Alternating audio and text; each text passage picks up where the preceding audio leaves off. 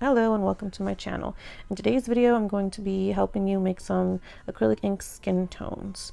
To follow along with this video you'll need a brush. I'm just using a regular water fill brush here. You also need your primary color inks in red, blue, and yellow. I'll be using the inks that were provided in the Sketchbox January box, a plastic palette. Again, I'm using the palette that came in the Sketchbox box. 1 cup of water to wash off your brush and 1 clean cup of water to water down your colors. I know this looks a little bit dirty, but this is because I'm recording this after I finished the sketch already. And lastly, you'll need some watercolor paper. I'm just using my sketchbook. It's a mixed media sketchbook. So yeah, let's get started. The first method I'd like to share works best if your character or your portrait is of a person with light or fair skin color. Start by filling your wells with water.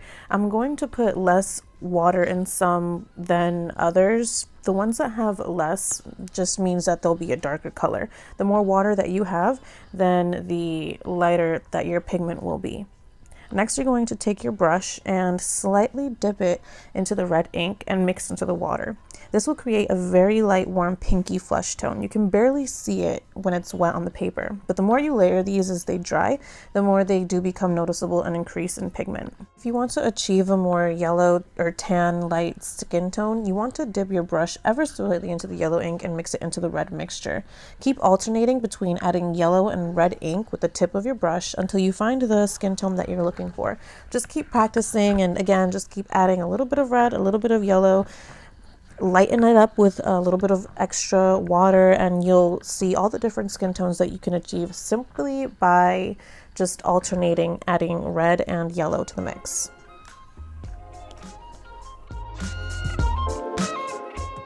This is actually going to be the main technique for both methods.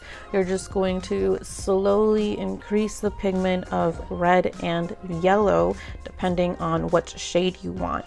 If you want to move to a darker skin tone, you want to make sure to mix red and yellow to make kind of an orange color. Make sure that orange is watered down and add pure blue pigment. This is going to either make a color green or a color brown. If you get the green color, all you have to do is add just a little bit of red and it'll start turning into more of a brown shade. Once you get to the brown base, then you just start adding the red and yellow pigments depending on what kind of brown shade it is that you're looking for. For medium to darker skin tones, I find the second method works best. I start by mixing pigment only without adding any water. I added some more red ink to the top well that I originally had a watered down red, and I added more ink just to kind of even that out so it's not as watery. Then I take that red, I add in some yellow, but I lean more towards the red to make that kind of orange reddish skin tone that I first laid down. Next, I'm going to take the yellow and I'm going to mix it with the red, but I'm going to lean more yellow to make a kind of more yellow-orange base.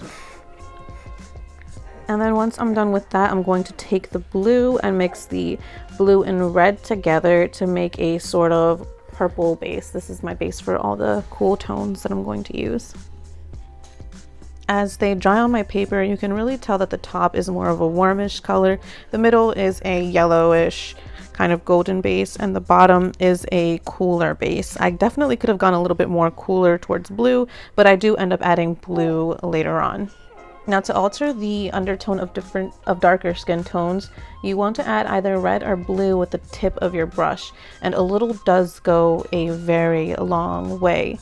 The importance overall in this is layering. So regardless of the method that you decide to use, remember to always layer inks. Always aim for a lighter color because you can then layer and go darker. There's no way to lift these pigments once they dry. So if you go too dark or with the wrong tone, it'll become very hard to correct. You also always want to make sure to let the layer dry in between. I find that like acrylic paints, acrylic inks tend to dry much darker than what they seem when they're wet.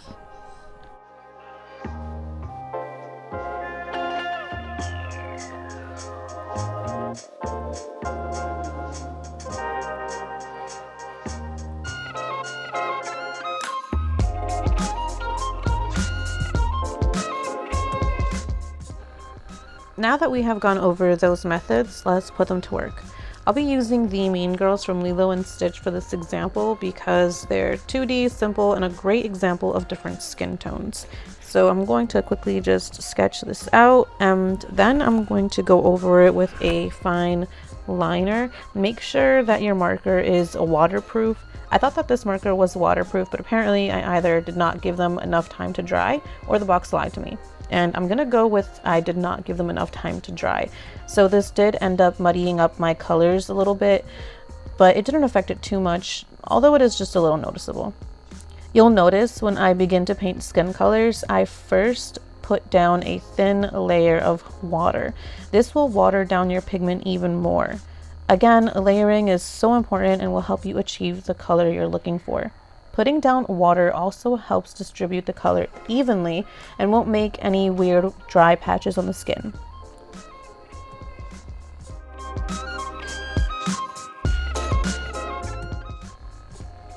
Once I start the second girl, you'll notice that I went immediately in without laying down any water first. And you can see how the ink did not flow evenly, and one part of the face was more pigmented than the other side. Once I put down the water, the color is way more smooth and easy to control. Now that the first layer is dry, I just go back and added another layer of that pigment. You'll notice above each girl, I do tend to swatch the color. I do this because this is my sketchbook, so I don't feel the need to swatch them into a separate piece of paper. But if you're working on something that you want to hang or that you want to print out or take pictures of, then you're going to want to swatch the skin colors on a separate piece of paper. I do this because, as I stated before, they do tend to dry a different color than how they look when they're wet. So you want to make sure that you're first swatching the color, making sure it's the color you want before you layer over it again. If it's not, then you can just continue adding the red or the yellow pigment, also water to lighten it down, and keep swatching until you just find it. It's so important to practice because through practice you will gain more confidence in mixing skin tones, and the more that you practice, eventually you won't need to do this alternating technique. Soon you'll be able to gauge which and how much of each ink you need to create your desired color. Remember, depending on which undertone you choose, that color will be the base, meaning don't add any other pigment more than your base pigment because it will change the undertone of the skin. In brief, a skin's undertone is the hue underneath the surface of your skin. It can be warm, cool, or neutral.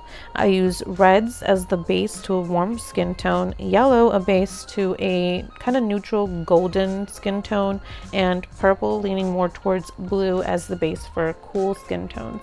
Once you have your base figured out and you have it either watered down or pigmented, then you can begin adding red and yellow to make alternate shades of that warm, cool, or neutral undertone.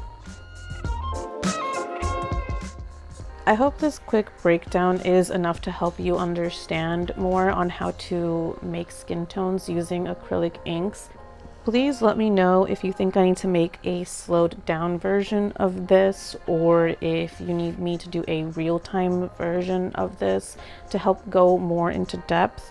I kind of want to do something just to be able to touch how to achieve different shades, not specifically what kind of shades, but how to just find your own shades. As these paints dry, I'm using the Himi Jelly Gouache to finish the painting, but thank you so much for joining me in this video. I really do hope that this was somewhat helpful.